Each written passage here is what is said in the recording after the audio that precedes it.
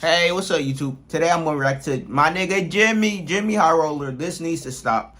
He's probably going to be talking about, players forcing themselves out of contracts and shit, and forcing themselves to get themselves traded and shit. But let's get into fuck reaction. Nobody, not single, so not even LeBron. Lakers fans everywhere. Paul rings in 13 seasons. Tony Kukoc would be the best player in the NBA if he played right now. Hey, Tony Kukoc's the GOAT. Harden should be right next to Curry on the list. Okay. You're done. The good old hot take. The necessary evil of the sports world. Through the good ones, the bad ones, and the downright atrocious ones, we once again find ourselves racking our brains, trying to figure out how some people come up with this nonsense. But today, I've done the brain racking for you and found some of the hottest NBA takes on the internet. So, buckle up. This may be a bumpy ride. I'm ready. This video is Squarespace.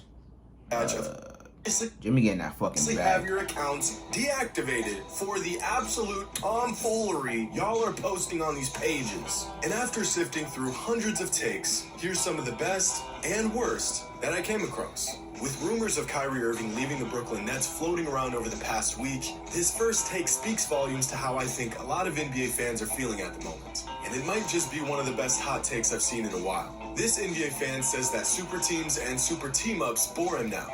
And I'm right there with it. After the renaissance of successful homegrown teams in the NBA over the last couple years, I don't know if I can take any more breaking news of two or more superstars potentially teaming up. I can't do it. And that's just the reports of these potential super teams. The actual team up of superstars are even more boring than the news itself. I mean, just look at how the last few blockbuster team ups have gone. Kyrie and Durant, absolute shambles. Add James Harden, even bigger bust. Kawhi Leonard and Paul George. I'm not even joking when I say this. Sometimes personally, I still like superstar team up personally. Actually forget they're even on the same team. 3 seasons in and nothing to show for it. Bradley Beal and honestly, the Clippers be so much more exciting when they role players is like fucking doing like amazing, and when they like doing underdog shit. The Westbrook first round exit. Joel Embiid and James Harden, too early to tell, but still bounced out of the second round. The last time a superstar team up worked was in 2020 when the Lakers won the championship. But ever since then, they've been a mess. Honestly, I hope the whole super team, superstar team up thing is just a phase the NBA has been going through, and that it will end soon. It's played out and it creates unnecessary hype around teams that, more often than not, accomplish virtually nothing. This is a really good take. This next take comes from a fan that seems to be fed up with the entire state of the NBA right now. This fan says that today's NBA has the weakest stars. Kevin Durant, James Harden, Ben Simmons, LeBron James. They also play in the weakest era. Now, that weakest era shit is straight cap, bro. And because, bro, now players is way more athletic, way more skilled than players back in the day. Harden, Ben Simmons, LeBron James. They also play in the weakest era. Now, in all honesty, this fan isn't completely wrong, but he's not completely right either. If we're referring to their skill sets and abilities, no, stop. Today's NBA is as loaded as it's ever been. Organizations used to build around tall wings with a tight handle and a three-point shot in their bag. Now they're just a dime a dozen. 25 years ago, if you could find a 7-footer who can shoot from outside 20 feet and not dribble the ball off their feet, they were a unicorn. Now those attributes are pretty much a requirement for most big men. It's just the natural progression of the game. Players use the generation before them as blueprints and they build off of it. The league is so loaded right now that you've got first ballot Hall of Famers like Kevin Durant, Stephen Curry, Chris Paul, and LeBron James receiving virtually no regular season MVP votes. Just to make an All-NBA team, you have to put up a damn near 20-point double-double. This past season, Pascal Siakam barely squeaked into All-NBA third team, and the man averaged 23, 8, and 5 a game. Good number from Siakam. And the man almost didn't make the cut. Good numbers. The NBA is exploding with talent right now. That's right. If you believe otherwise, I implore you to just go watch a game. But I do think that the other half of this take has some validity to it. Mentally, psychologically, yeah, it does seem like some of today's NBA players are mentally weaker than some NBA players from the past. Raging on social media, replying to tweets from fans, replying to tweets from members of the media, replying to tweets from other players, complaining about every other call, or no call for that matter. So, yeah, I don't want to overgeneralize, but it really does feel like the NBA has gotten softer or weaker in that department.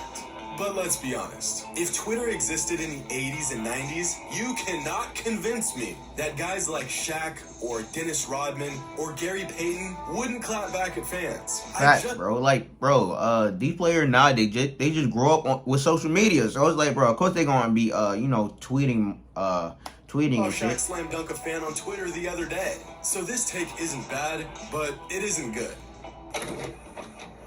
That's why I would say it's kind of refreshing to see Giannis Antetokounmpo. He doing his thing, man. I mean, I was like skeptical because he couldn't make a jump shot free throw, but after what he did last year, he won me over. I was, because I know he wouldn't have been a force back in the days. Would or would not? He wouldn't have been a force. He wasn't be doing no Euro to the basket like he's doing Euro step to the basket Cap. and get layup. No, somebody gonna knock his head off. He wouldn't come on the bench back in the days. They wouldn't come off the bench. Okay, Oakley a hater. Oakley hater. Two-time MVP coming off the bench, Giannis? Who's guarding Giannis? Yeah, who's guarding during your Giannis? time?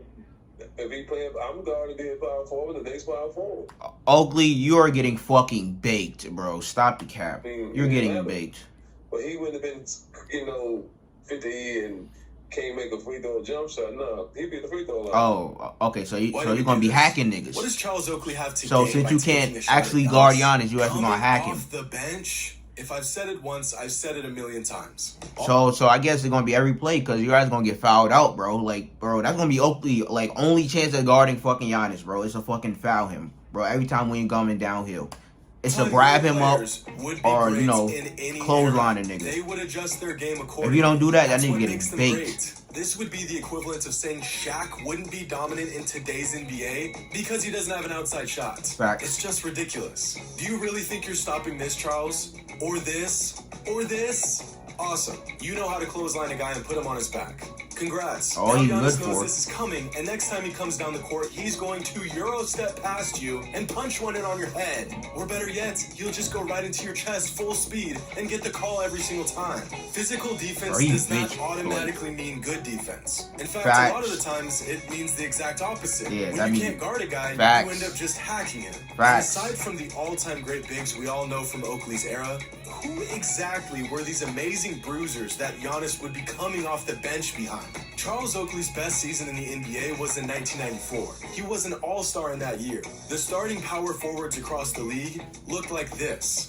Giannis is not only arguably bigger than every single starting power forward back then, the vast majority of these guys were just role players. Hey, shout out my nigga Dennis Rodman. Power forward in 1994. Frank Larry Johnson, Brakowski. nice. You're going to tell me with a straight face that Giannis is coming off the bench for Frank Brakowski? Stop it. In terms of size and athleticism, the closest thing to Giannis in Oakley's era was probably David Robinson. Hey, and in the 22 games Oakley and Robinson faced off over the course of 13 seasons, Robinson averaged 22, 10, and 3 a game to Oakley's 10 and 9. Were there a lot of dominant big men in the 90s? Yeah, of course. Would Giannis have been one of those dominant big men? Yeah, of course. And to round out this episode of Hot Takes, this next one is a scorcher. After going back and retroactively looking at the 7-game series of the 2016 NBA Finals, this NBA page begs the question, were the 2016 Finals really all that exciting? Or was it a snooze fest up until Game 7? Terrible take. Stop it. Terrible take. Get some help. He don't know Most basketball. people watching this video right now were fans of the NBA. Bro, you have to watch that series live, bro. That series was amazing. 2016. It was bad that the Warriors, blew a 3-1 lead, but it was like, bro, If you did, it was exciting every game, this bro. final series was from start to finish. Facts. Sure, by just looking at this series through the narrow lens Like, it was of dope to see just the LeBron and final score, Kyrie it looks go back to back, like dropping 40 pieces together. Like, bro, that shit was crazy. Wasn't all that exciting. In 6 of the 7 games, the winning team won by double digits. 2 of the 7 games ended in a blowout of 30 points or more. But are we already so removed from the series that we can't simply recall how incredible it was? It's not like we're talking about the epic Celtics comeback over the Lakers in the good pass. 1962 NBA Finals. This was 6 years ago. In Game 1, the Warriors won by a decisive 15 points. But going into the 4th quarter, this was a 6-point game. Games 2 and 3 were complete blowouts, but the fact that 2 teams could walk each other by 30 points in back-to-back games in the finals was a compelling subplot in itself. Once the Cavs won Game 3, it really brought life back into the series. Game 4 had 2 lead changes in the 4th quarter. It wasn't until about 4 minutes left in the 4th that the Warriors broke away from the Cavs. Game 5, by itself, had enough excitement to make this entire series a certified hardwood classic. Kyrie and LeBron both going for 41 points. Klay and Steph combining for 61. 6 minutes, 39 seconds left in the 4th. And this was a 2-possession game. This doesn't look like a snooze fest to me. And from this point on, just the idea of a team coming back from a 3-1 deficit in the finals set the NBA world on fire. It is insane to even think they pulled this off even 6 years after the fact. And it was even more insane in the moment. This take might just go down in the Bad Take Hall of Fame. But unfortunately, that's all the racking my brain can handle in one sitting. Make sure to leave your NBA hot takes in the comments below. Of course, the hotter, the better. Hope you all enjoy. And as always, until next time. Facts.